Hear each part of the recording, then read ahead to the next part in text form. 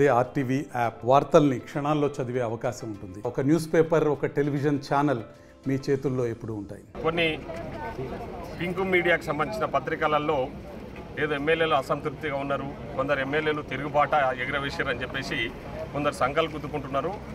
వాస్తవంగా అవన్నీ కూడా ఫేక్ న్యూస్. ఏ ఎమ్మెల్యేలు కూడా అసంతృప్తి లేదు. అందరూ కూడా ప్రభుత్వము, ముఖ్యమంత్రి గారి పట్ల, మంత్రుల పట్ల చాలా విశ్వాసంతో, చాలా నమ్మకంతో పనిచేస్తూ ఉన్నాం. మాకు మంత్రులకు, తర్వాత ముఖ్యమంత్రి గారికి చాలా సఖ్యత ఉంది.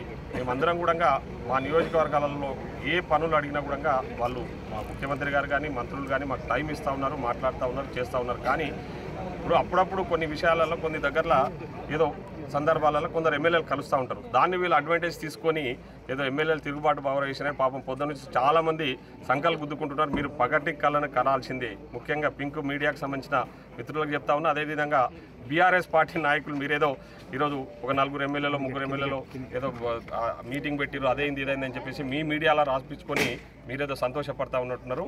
మీరు ఖచ్చితంగా పగటి పనులు కనాల్సిందే. మీకు 10% ఆఫ్ సీట్స్ కూడా ఈ తెలంగాణ రాష్ట్రంలో ఈ లోకల్ బడిలో రావని చెప్పేసి ఈ సందర్భంగా తెలియజేస్తాం. మరిన్ని వీడియోస్ కోసం ఛానల్ ని సబ్స్క్రైబ్ చేయండి. లేటెస్ట్ అప్డేట్స్ కోసం వాట్సాప్ ఛానల్ ని ఫాలో అవ్వండి. ఆ లింక్ డిస్క్రిప్షన్ లో ఉంది.